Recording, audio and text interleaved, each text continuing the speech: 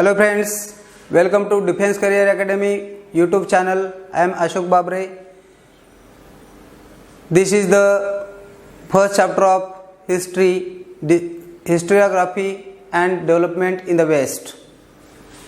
In previous part we have studied about René Descartes and we have studied about Voltaire.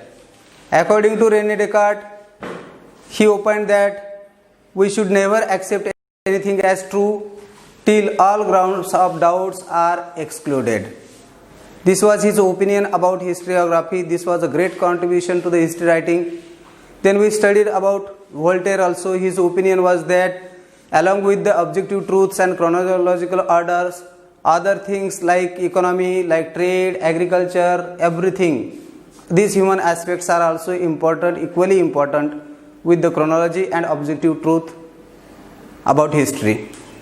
Now the next scholar who greatly contributed to the historiography is George Wilhelm Frederick Hegel. He was a German philosopher. His lifespan was from 1770 to 1831. He was one of the historiographers, new directions to the history writing.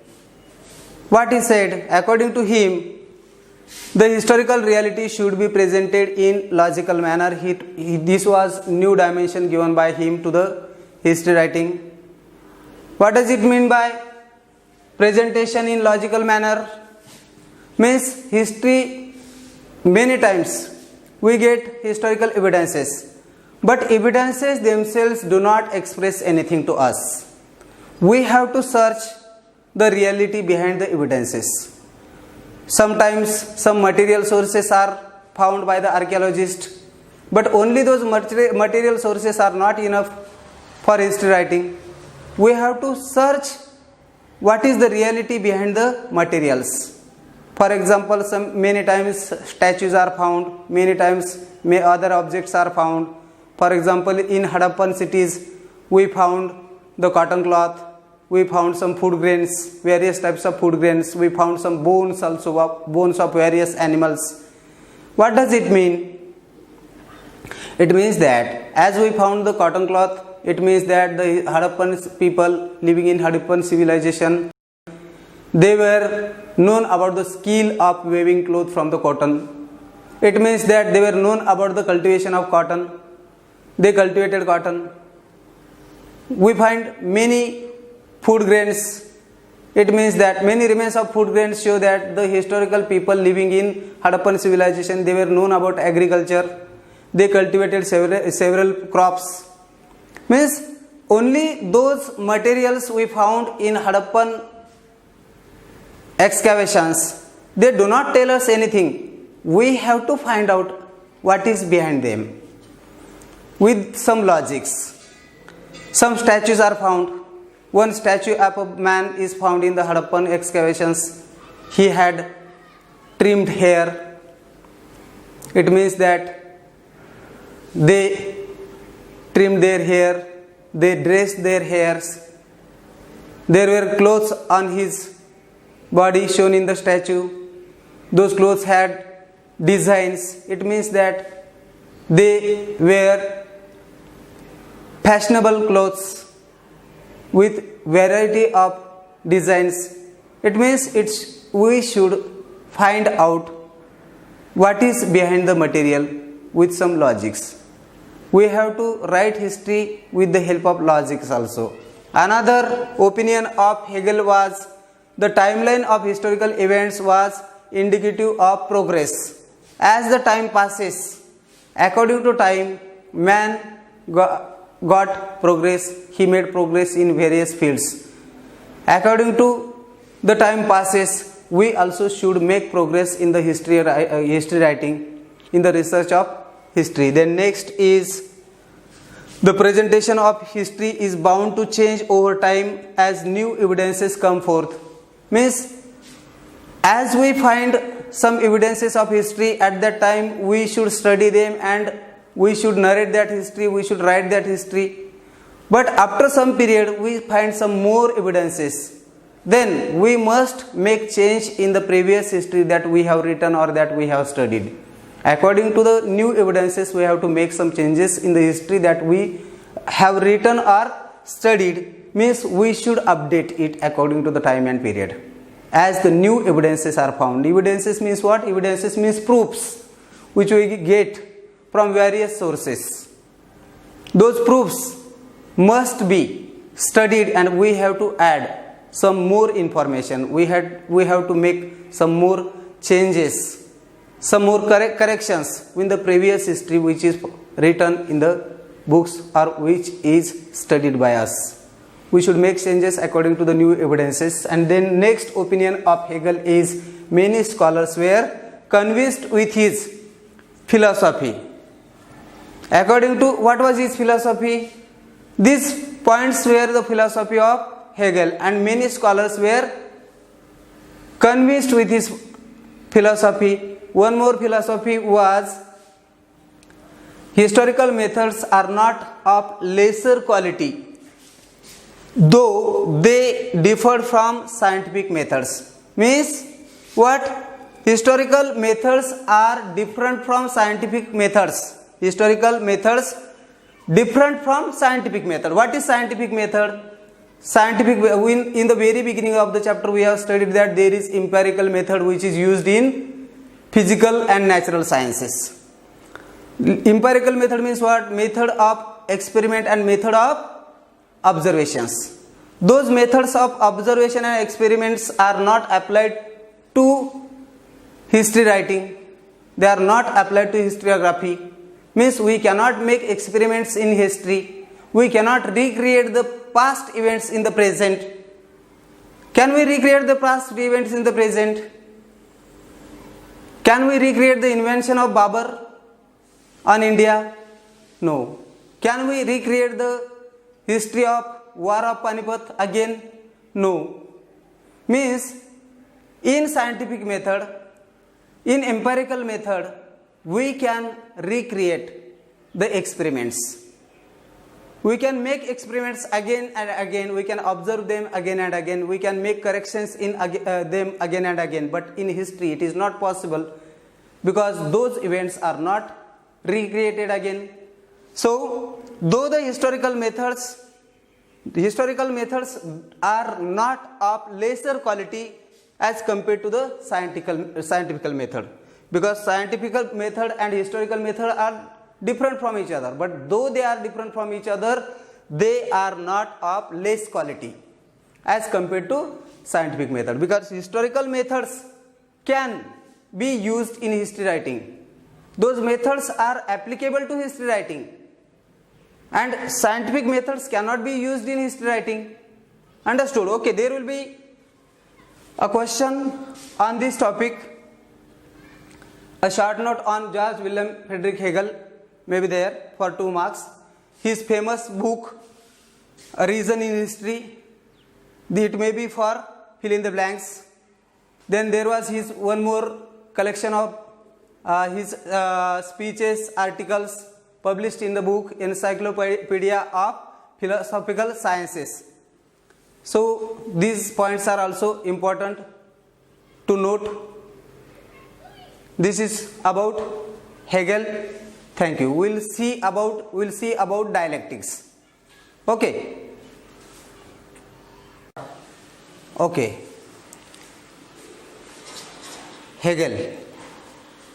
Hegel proposed one theory of dialectics.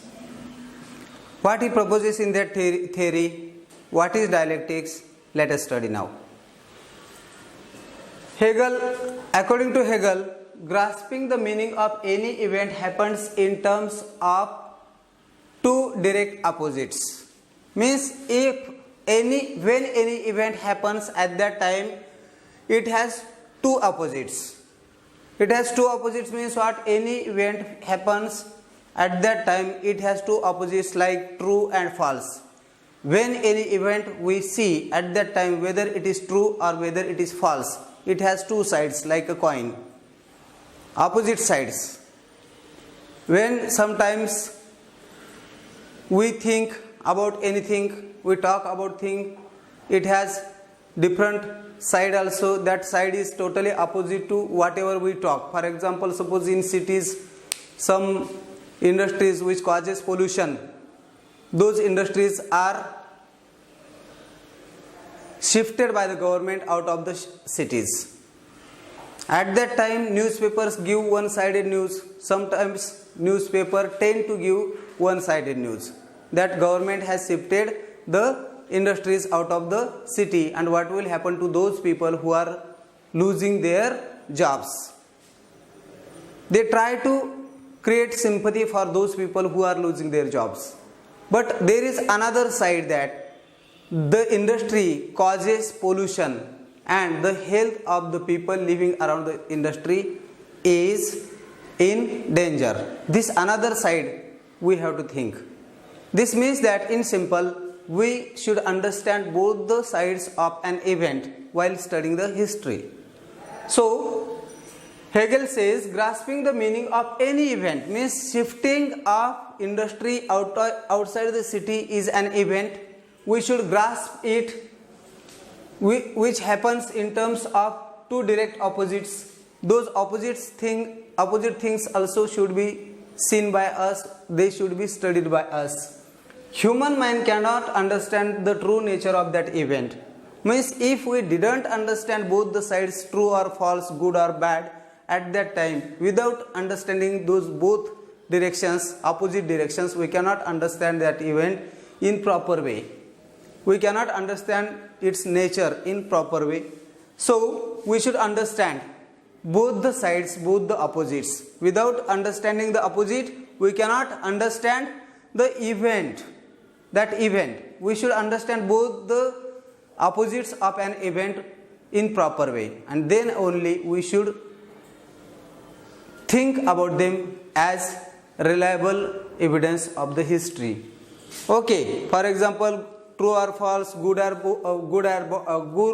or bad, both the things must be understood properly.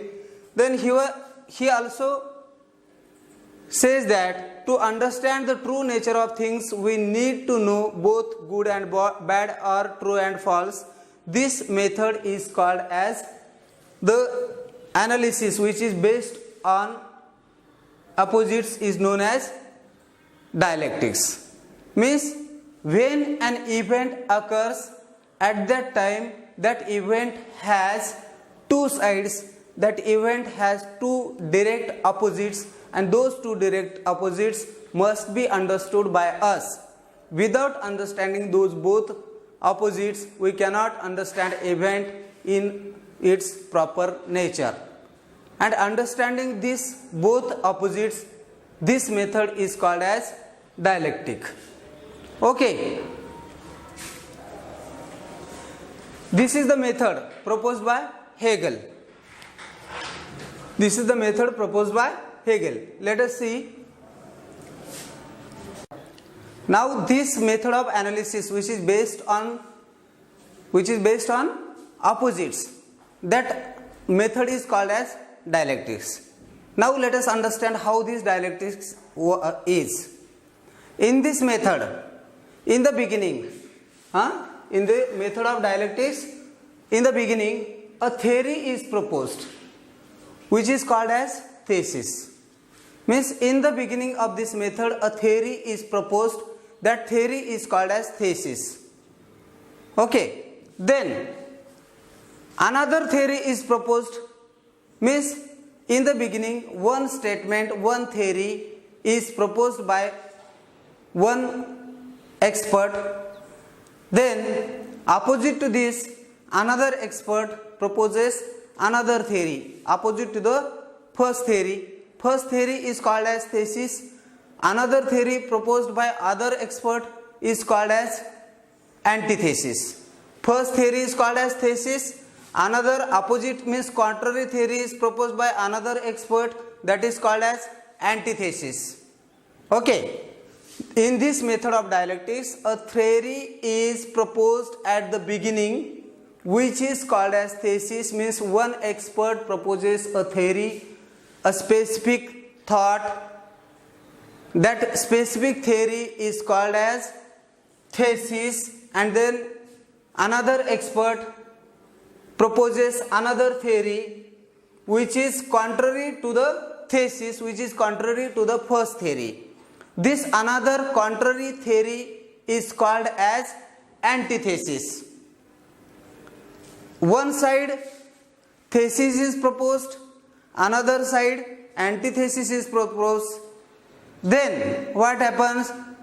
Then thesis and antithesis, they are proposed. Then after through a detailed discussion, thorough discussion with logical discussions, after a thorough logical discussion of both thesis and antithesis, means in the beginning thesis is proposed, then after antithesis, contrary to thesis, antithesis is proposed, and then after a thorough discussion, logical discussion takes place. With the thorough logical discussion, logical means discussion is with some proper logics. Then there is discussion, and what happens? A new thesis is proposed with the gist of both thesis and antithesis. Gist means what? Summary. Means thesis is proposed, then contrary thesis means antithesis is proposed. On both these thesis and antithesis there is a detailed logical discussion. As there is detailed logical discussions, a new summary is proposed. Gist of these both thesis and the antithesis, gist means summary of both, is proposed, and arriving at such a new thesis which is the gist, which is the summary of both thesis and antithesis, is called as synthesis. Means in short, thesis and antithesis, they are discussed thoroughly, and their summary, both of these thesis and antithesis, the summary of these both, the gist of these both is proposed, and that gist is called as synthesis. To understand this properly, I will propose one example in front of you. For example, Sachin Tendulkar is the best batsman forever. This is my opinion. May be possible that this opinion is one-sided. There are some opposite thoughts by several people. May be possible that you yourself are not agree with me. Then you will propose the opposite opinion. My opinion is Sachin Tendulkar is the best batsman forever. Your opinion may be different. You will say no, Sachin Tendulkar is not the best batsman because he has so many demerits. He has many demerits, and you will propose those demerits. Means my thought, Sachin Tendulkar is the best batsman forever, is a thesis. Your opinion that he has many demerits is antithesis, and both together when we discuss, when we debate, after that what will happen? We will arrive to some summary of our discussion. Means what? Though Sachin Tendulkar is the best batsman of his period, many other batsmen are similar to Sachin Tendulkar. Sachin Tendulkar has many demerits, he has many mistakes in his game. Likewise, many other discussions will come forth, and later on what will happen? We will arrive at some summary, and that summary is called as synthesis, and whole this process is called as dialectics, which is based on the analysis of the opposites. Understood? Thank you, friends.